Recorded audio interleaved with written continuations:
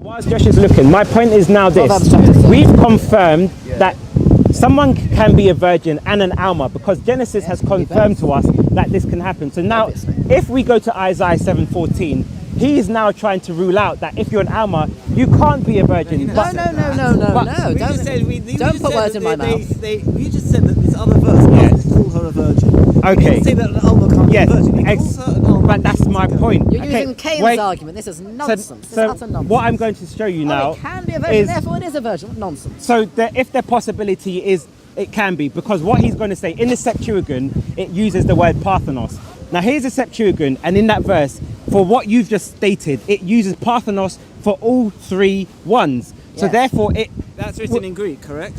Who was it written by? It was written by in Greek, correct? Yes. It's in Greek, this is a the Christian same word, translation. for girl and virgin, they're the same word. In Greek, you are a girl until you lose your virginity. And who was the Septuagint written by? Are you talking about the 70? Are you talking about the Septuagint in antiquity? Are you talking about the Septuagint we have today? The Septuagint. Because this is not debated amongst scholars. If you look on Wikipedia, you can see this Who is true. was it written by? The Septuagint that we currently have is written by Christians. Who we have the Isaiah Nothing to do with the original scrolls. Septuagint. So I'm asking you, like, The Septuagint we have today was written by Christians. who wrote the Septuagint originally? What was the original Septuagint? Yes. Or this Septuagint?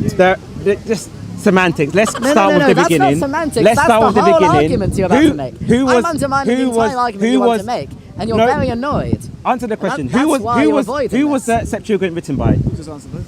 Well, I'll answer both. The Right. first Septuagint was written by 70 rabbis. Don't cut me Okay. off. Don't cut me off, Ali. No, but I was asking you a question. And the I last wanted one, you to answer. and the current one we have is not written by Jews. It was written by Christians. Now, this is the thing. He said the current Septuagint is written by Christians, but Matthew was written in the 1st century. So Matthew could not have been using the Septuagint written by Christians. Exactly. So therefore, the point is, Matthew is wrong. The book of Matthew is wrong. It was He's written now by... refuted his own point because he has agreed that the original Septuagint was written by the 70.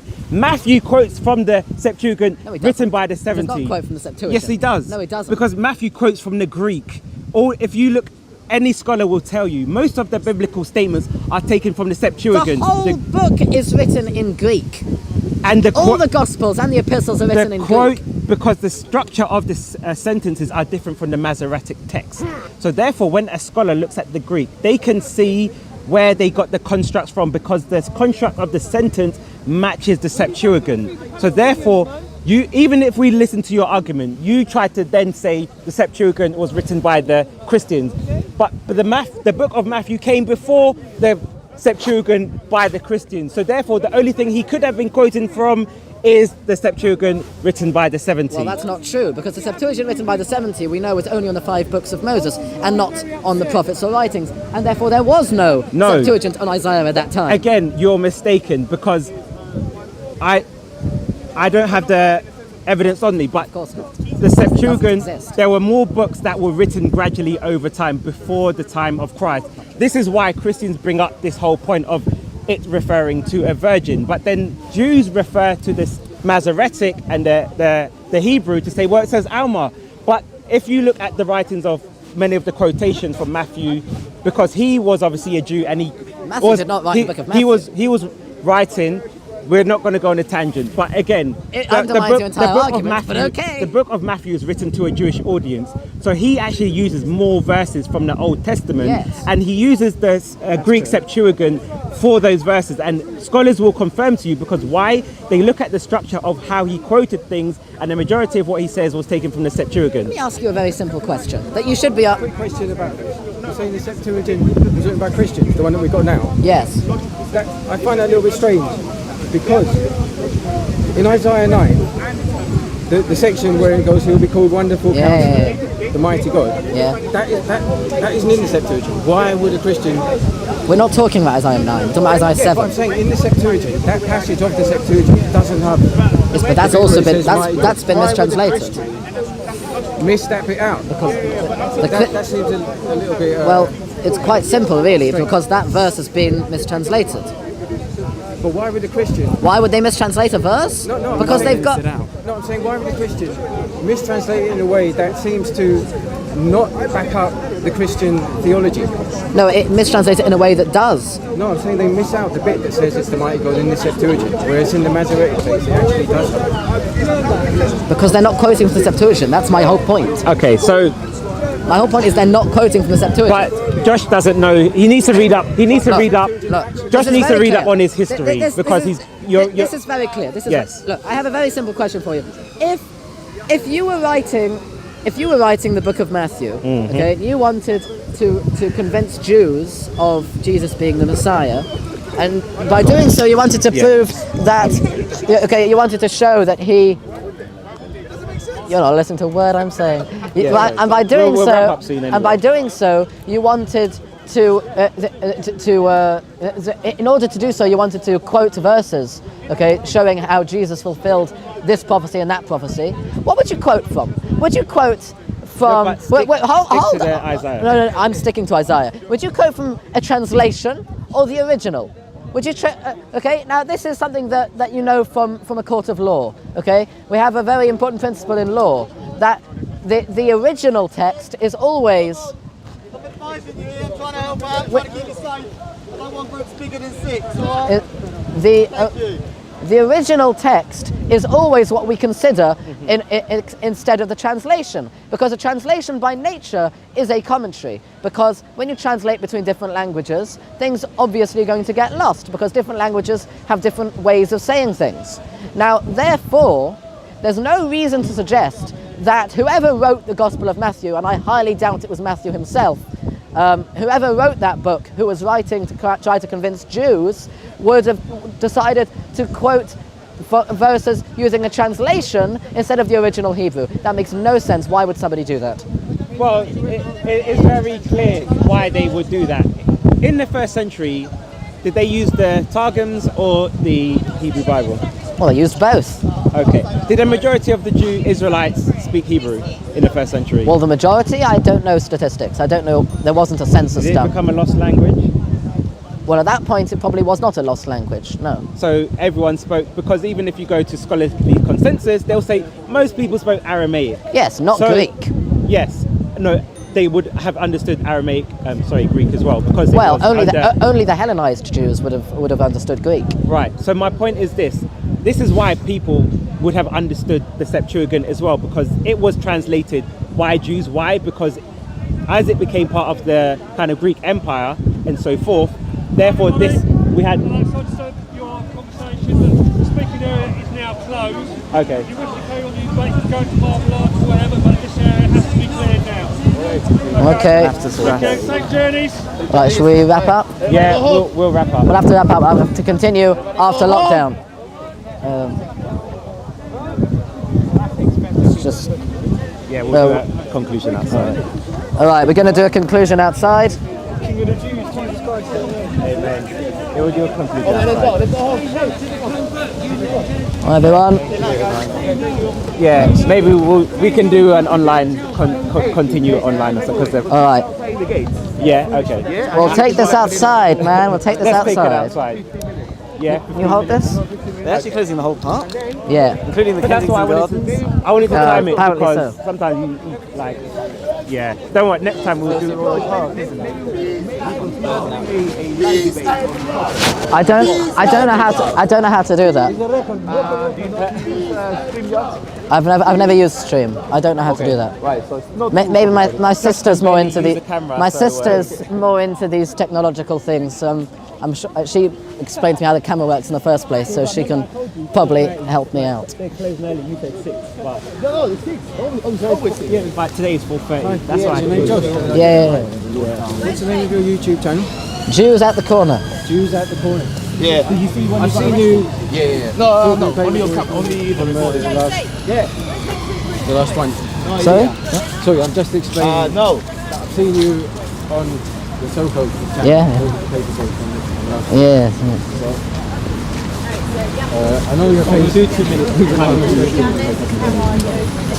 Still recording, I told me. I don't know, is it still recording? Yeah, it is. If it is, then you've got a scene of that guy yelling peace and love. You can edit that as you want. Yeah, I probably will. So Josh, we'll conclude, but we just do 3 minutes. We'll time it because we... All right, then. So it's not Well, they're locking over. the gates. Yeah. When did they start doing this, locking the gates? Well, royal parks are usually closed at night. Oh, really? Yeah, they're probably closing early for COVID. These unsuspecting people have come into the park not knowing that they're about to be kicked out. They didn't do that last week. They did this last week. When I went for my walk and I came back, that was after night. You are the Messiah. King of kings. Can you... Is it still recording? Yeah. Do you have can you just do a quick time? Your turban. You on your phone or something? Okay. All right then. 3 minutes for you and then 3 minutes for me. Yeah. Where's the mic? Who's got the mic? All right, cool. Put it here. Yeah, but can't it pick up both of us? Yeah, but because it's... Look, you start your 2 minutes, and then I'm not Yeah. pass it allowed. over to him when it's 2 Okay. minutes. Yeah? All right, 2 minutes. Yeah. Can someone just 2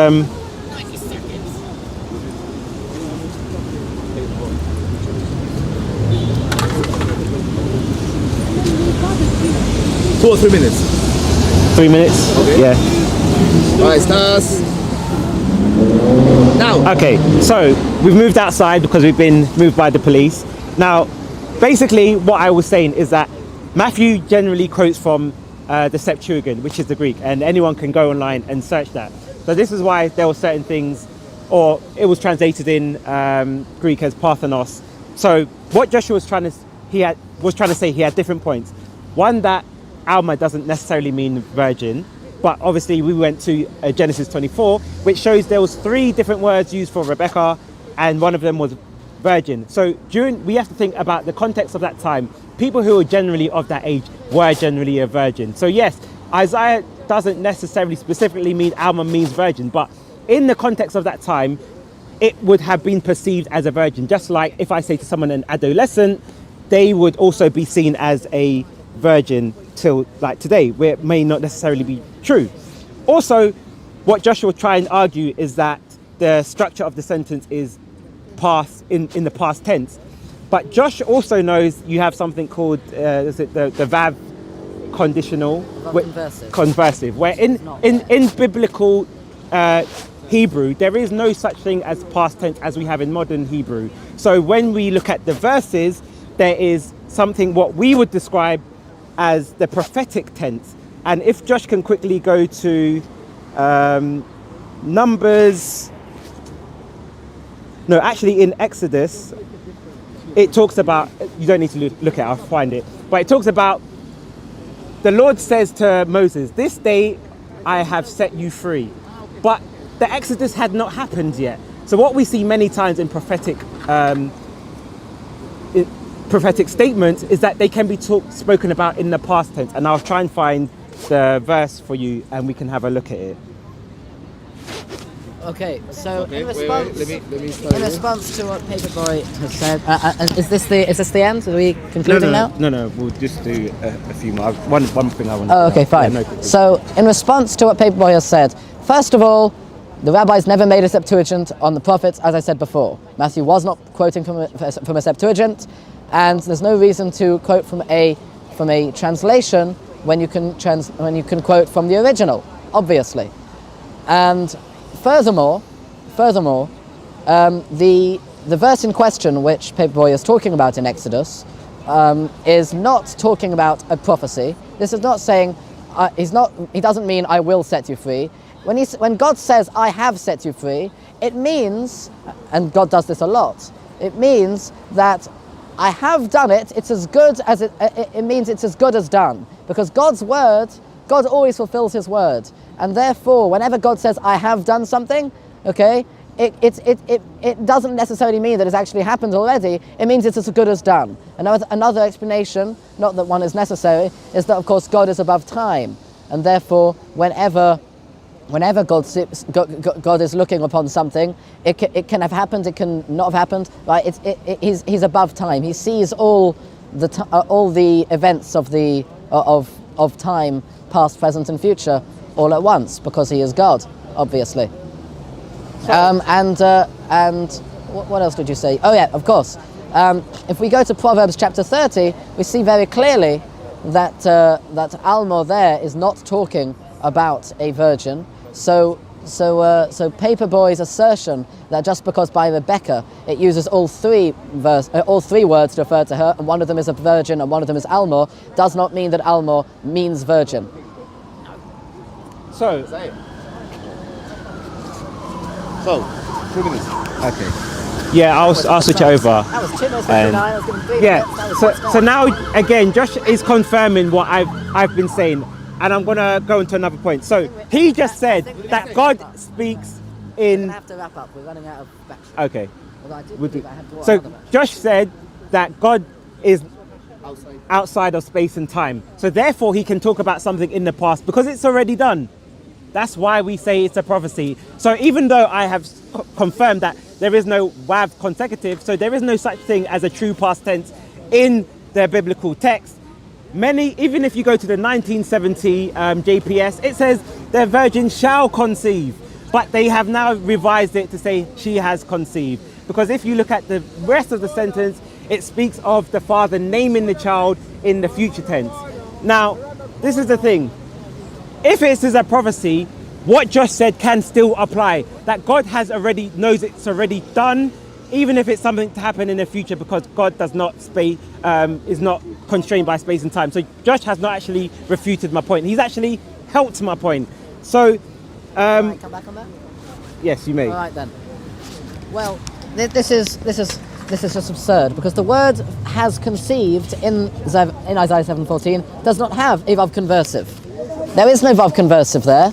It is in the pluperfect. It says the word hora, which means has conceived. It has no vav conversive. The idea that there's no real past tense in biblical Hebrew is nonsense, because whenever you don't have a vav conversive and it's using what's known as the perfect form or the perfect tense, that is only past tense, or more accurately, the pluperfect tense, meaning had done already. Okay, there is no time when you find a pluperfect tense word referring to the future. And I might add that the context of Isaiah 7, which I'm sure Paperboy might have read in preparation for this, but most missionaries have never read the whole of Isaiah 7. Isaiah 7 does not talk about the future. Isaiah 7 talks about what's going on then. It's talking about a siege with King Ahaz, right? What happens?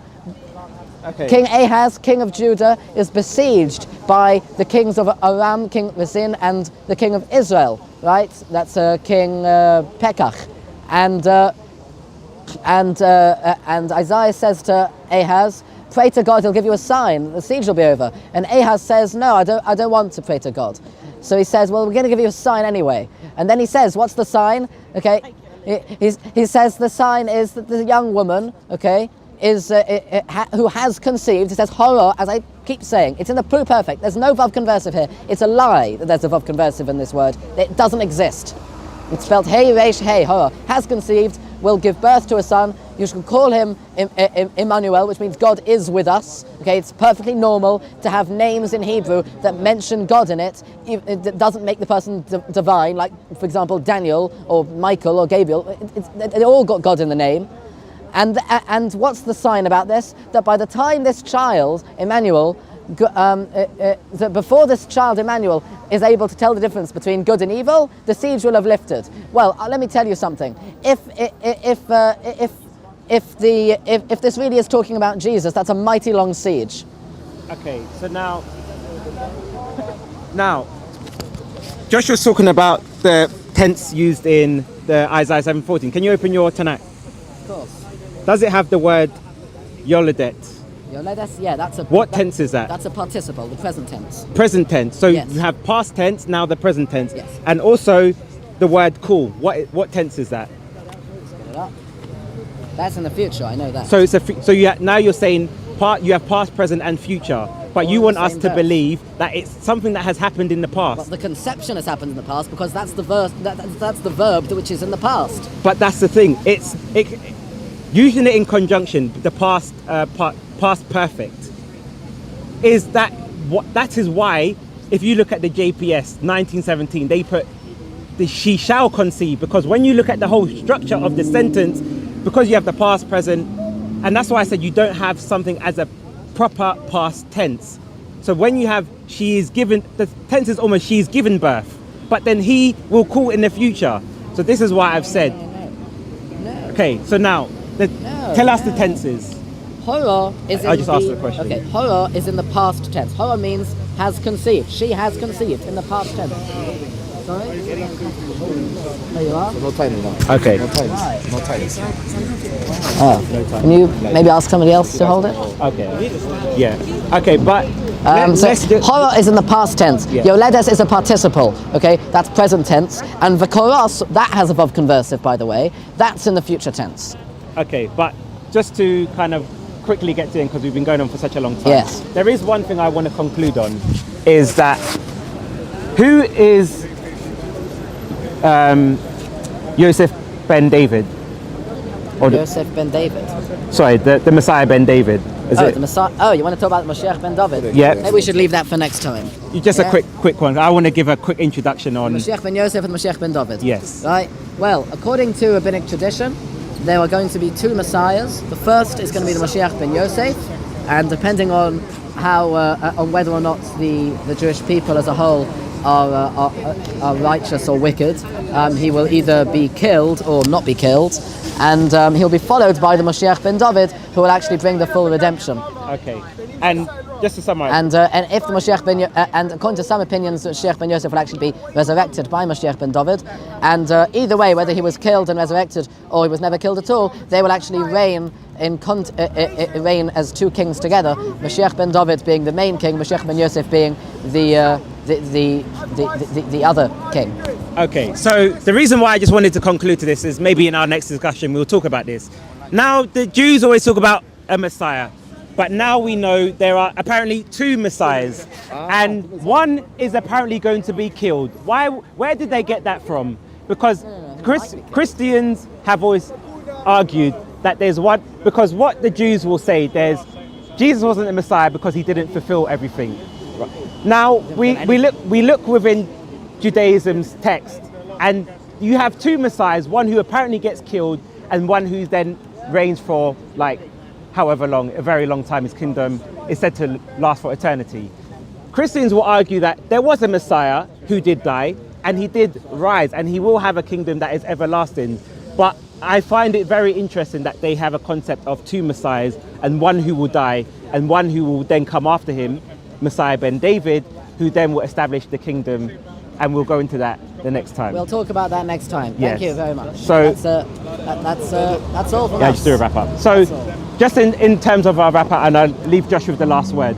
So basically what I wanted to go through today is looking at the rabbinical text and saying they accuse us of misappropriating what is in the Tanakh. And when we go through certain verses, biblical verses, that we say are messianic, many of the times you will see that rabbis have said that this verse is about the Messiah. Even though rabbinical Jews today don't accept them, they may say it's about the nation of Israel or so forth. But the question remains, where did these people, who are supposed to be very learned people, how could they make such basic errors in saying this is about the Messiah when it was clearly about the nation of Israel? Why? And that's why I asked Josh, what is the criteria to determine whether a verse is messianic or not? Because these are not layman people. Jonathan ben Uzal attributing a verse to the Messiah is a very significant thing. He was not a layman. He was one of the, if not the greatest rabbis to have lived. And he makes such basic errors in his Targum translation. So the thing is this, they accuse us Christians of misappropriating the text, but we even see rabbis who have said the same thing. So why, are Christians accused of abusing the text when even rabbis have read the text and assumed the same sort of things that Christians have? So in conclusion, what I will say is this, those verses that you go through, if you accept they are messianic, there is no unequivocal way you cannot accept Christ as the Messiah, because Jesus even said these sort of things. He was the stone that was rejected and is now the cornerstone. So if you then take the Jewish perspective and say, well, these verses aren't messianic, then it will not lead you to Christ. But it still doesn't resolve the problem that some of these rabbis thought it was messianic. So that's why I asked the question, what is the criteria to determine if something is messianic, and why did so many rabbis make an error in concluding that these verses were about the Messiah. Thank you for your conclusion. Just to conclude on my part. It seems that through this debate, Paperboy has not actually addressed any of the arguments that I made about the rabbinical text, which is why he moved so swiftly after I'd explained it all onto Isaiah 7:14. He didn't care about the arguments that I'd made, and he did not address a single one of them. My entire argument was that the Midrashim, these rabbinical texts that he is talking about, are all Agadic Midrashim, okay? Not intending to take verses literally, not intending to take verses in context, all intending to use verses out of context to illustrate points. And Paperboy failed to address this fundamental argument as to the nature of Medrash. And all of these rabbinical texts that he's quoting are indeed from Medrash, okay, or at least Midrashim quoted in the Talmud. And nobody would ever think that Zechariah 14:2 is talking about the Messiah. Nobody thinks that Isaiah 11:4 is talking about the kingdom of the Messiah coming back to him, okay, because nobody sees in the text the kingdom being taken away from him in the first place. Therefore, we see clearly that the rabbis were not quoting these verses in Isaiah 53 in context. They were using them to illustrate a point. And when we look at all the different verses, this is really the last point, when we look at all these verses where all these times when the rabbis quote Isaiah 53, they all have one common thread. They are all talking about righteous Jews, whether it's all the righteous Jews, or just Rabbi Akiva, or just Moses, or just Pinchas ben Elazar, or just the Messiah, or whoever else, right? Or Jeremiah, according to some. It's all talking about righteous Jews, and that's the point, because the servant of God is the one who serves God, the one who serves God with all his heart and with all his soul. And that is really the message of the Tanakh, not a message of a dying Messiah figure born of a virgin for no apparent reason, and part of God himself, who gets to cleanse you of all your sins without you doing any effort. Thank you for your time, Josh. Until next time, man. Thank you, Josh.